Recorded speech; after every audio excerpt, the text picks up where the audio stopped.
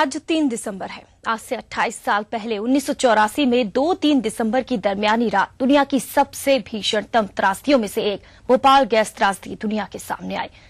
उस रात की टीस आज भी महसूस होती है। भोपाल की फिजाओं में, भोपाल के पानी में, भोपाल की मिट्टी में, भोपाल के लोगों की बातों में अभी भी इंतजार है गैस त्रासदी का दंश झेल रहे लोगों को इंसाफ का।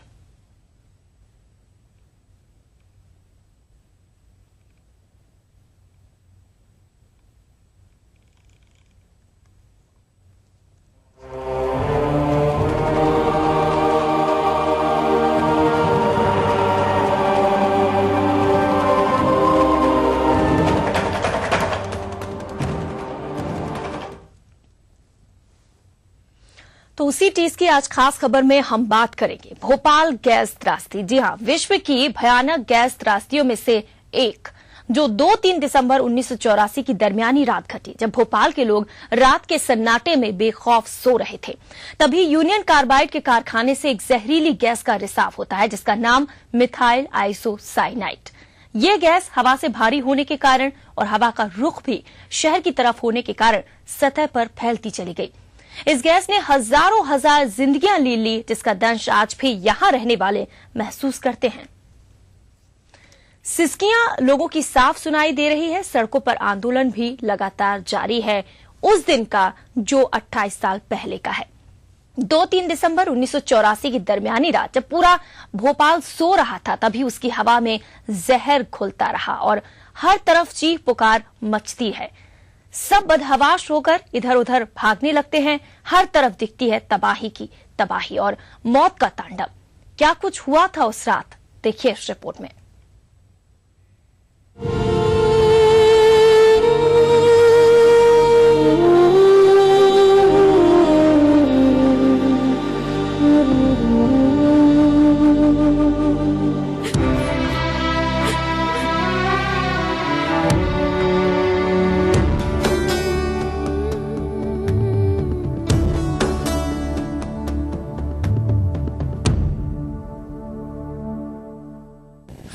भोपाल गैस त्रासदी विश्व की औद्योगिक त्रासदियों में से एक, जो सन 1984 की 2-3 दिसंबर की दरमियानी रात घटी, जब भोपाल के लोग रात के सन्नाटे में बेखौफ सो रहे थे। तभी यूनियन कार्बाइड के कारखाने से मिथाइल आइसोसाइनाइड नाम की जहरीली गैस का रिसाव शुरू हुआ और फिर पूरा शहर तबाह हो गया। इस कारखाने की गैस चैम्बर यूनिट के एक टैंक में तापमान बढ़ता चला गया और इसमें मौजूद गैस लीक होने लगी। टैंक नंबर E610 से जहरीली गैस निकली और इस जहरीली गैस ने हजारों हजार जिंदगियां ले ली। उस खौफनाक रात को याद करते हुए अब्दुल अजीज आज भी सिहर उठते हैं और उस मंजर को कुछ यूं बयां करते हैं। हमीदिया में जिस वक्त हम गए तो ढेर लगा हुआ था थप्पी, जिसमें 2 इंसान जिंदा निकले थे कि अरे भाई मैं जिंदा हूँ, मुझे निकालो। ये हालत थी। गाड़ियां भर के जा रही थी, पर्दे डाल डाल के ले जा रहे थे।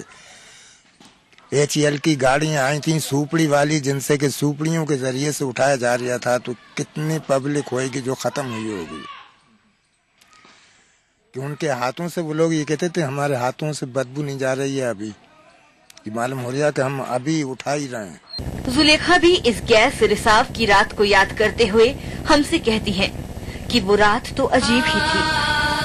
हमारे बच्चे मर गए, कुछ विकलांग हो गए, 2 लड़के अंधे हो चुके हैं। इनकी सरकार से शिकायत भी है। क्या शिकायत है, जरा आप भी सुनिए। अजीब ही थी भैया, हमारे तो बच्चे मर गए विकलांग हो के, लड़के भी हैं, दोनों अंधे हैं, दिखता नहीं है। और ये सरकार हमें सुन नहीं रही। 25-25 हजार दे दी तो क्या इसमें हमारा कुछ होता है? उससे ज्यादा तो हमारे इलाजों में लगता जा रहा है। ये ऐसी सरकार, बहरी गूंगी सरकार, सुन नहीं रही हम लोगों का, बिल्कुल आज तक क्या नहीं सुन रही। हम लोग लड़ते आ रहे, 28 साल हो गए हम लोग को लड़ते लड़ते। भोपाल के लोगों के सामने आज 28 साल बाद भी कई अतीत के सवाल जहां के तहां खड़े हैं कि 1969 में भोपाल आई अमेरिकी कंपनी यूनियन कार्बाइड को शहरी इलाके में क्यों स्थापित किया गया। 1978 में सरकारों ने MIC गैस इस्तेमाल करने की मंजूरी क्यों दी, जबकि ये कारखाना घनी आबादी के बीच था। इसके अलावा यूनियन कार्बाइड कारखाने में बरती जा रही सुरक्षा खामियों को क्यों नजरअंदाज किया गया? और तो और अपनी खामियां छिपाने के लिए मरने वालों की तादाद में ही उलटफेर किए गए। तस्वीरें गवाह है कि उस काली रात के बाद एक हफ्ते में 8000 से ज्यादा मौतें हो गयी, लेकिन सरकारी महकमा 500 लाशों के आगे चुप हो गया। 2004 तक 35,000 गैस पीड़ितों की मौत हो चुकी है, लेकिन 2004 तक सरकारी आंकड़ा है 15,000। सरकारी आंकड़ों के अनुसार 5,74,000 लोग गैस पीड़ित हैं, लेकिन गैस पीड़ित संगठन सरकारी आंकड़े को नकार कर कहते हैं कि वास्तव में गैस पीड़ितों की तादाद 6.25 लाख है। उस गैस का प्रभाव अगली पीढ़ी में भी देखने को मिलता है, जिसकी वजह से इस इलाके में आज भी विकलांग बच्चों का जन्म हो रहा है। लेकिन सरकार अगली पीढ़ी को गैस पीड़ित मानने को तैयार ही नहीं। यही नहीं, जो भी इलाज हो रहा है वो मामूली बीमारियों का है, लेकिन जहरीली गैस का असर खत्म करने वाला इलाज नहीं हो पा रहा है। नजरअंदाजी का इससे बड़ा उदाहरण और क्या होगा कि भोपाल गैस कांड का एक भी गुनहगार सलाखों के पीछे नहीं है, बल्कि एंडरसन फरार घोषित है और अमेरिका में शान से रह रहा है। ईटीवी न्यूज के लिए भोपाल से संदीप भम्मरकर की रिपोर्ट। तो आंदोलन लगातार 28 सालों से चल रहा है। इस आंदोलन का आगाज 28 साल पहले हुआ था, जब भोपाल की सड़कों पर लाशें बिछ गई थी। दुनिया ने कहा कि ये सबसे बड़ी औद्योगिक त्रासदी है। विज्ञान की वजह से विध्वंस का एक नया और भयानक रूप होना तो ये चाहिए था कि सबसे बड़े औद्योगिक त्रासदी को सबसे जल्दी इंसाफ मिलता। इंसाफ नहीं मिला, इसलिए संघर्ष लगातार जारी है। देखिए भोपाल से संदीप भम्मरकर की खास रिपोर्ट। दिसंबर की दरमियानी रात भोपाल के यूनियन कार्बाइड संयंत्र ने इस तारीख को ऐसी खौफनाक याद बना दिया जिसे भुला पाना इस शहर के बाशिंदों के लिए नामुमकिन हो गया है। इस रात कारखाने के सेफ्टी वॉल में आई खराबी से रिसी मिथाइल आइसोसाइनाइड यानी मिग गैस ने सारे शहर को अपनी चपेट में ले लिया। ठंड की अधिकता के कारण रजाइयों में दुबके लोगों को पहले तो आंख में जलन और उल्टी का एहसास हुआ, और जब तक वे कुछ समझ पाते तब तक गैस का तांडव शुरू हो चुका था। बदहवास लोग शहर की सड़कों पर इधर उधर भागने लगे। सर्दी की शांत रात अचानक चित्कार और मदद की गुहारों से गूंजने लगी। कोई नहीं जानता था कि हुआ क्या है, बस इतना पता था कि इस शहर से दूर कहीं भागना है, वरना मौत अपने चंगुल में ले लेगी। मौत से डरकर भागते लोगों में से कईयों ने सड़कों पर ही दम तोड़ दिया। कुछ बेहोश होकर गिरे और पीछे से भागकर आ रहे लोगों के कदमों की चपेट में आकर मारे गए। सारे शहर को डर की चादर ने अपनी आगोश में ले लिया था।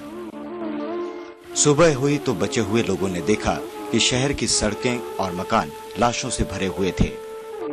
खूंटे से बंधे जानवरों की लाशों का खौफनाक मंजर भी उनके आगे था। एक रात में शहर के हजारों लोगों का जीवन बदल चुका था। सारा माहौल परिजनों की मौत पर शोक जता रहे लोगों की चित्कार से गूंज रहा था। मौत की मनहूस चुप्पी हर कदम पर महसूस की जा सकती थी। अस्पताल बीमारों और उनके मददगारों से भरे हुए थे। देर शाम तक सारा शहर और दुनिया जान चुकी थी कि विश्व की भीषणतम औद्योगिक त्रासदियों में से एक भोपाल में आकार ले चुकी थी। वो रात चली गई और दहशत भरे वो दिन भी बीत गए, लेकिन गैस का तांडव अब तक खत्म नहीं हुआ है।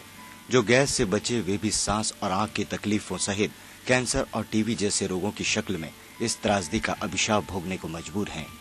मानसिक और शारीरिक रूप से विकलांग पैदा हुए बच्चे इस त्रासदी का सबसे ज्यादा विकृत चेहरा कहे जा सकते हैं। सभी की तकलीफों में छिपा है एक सवाल कि उनका कसूर क्या था।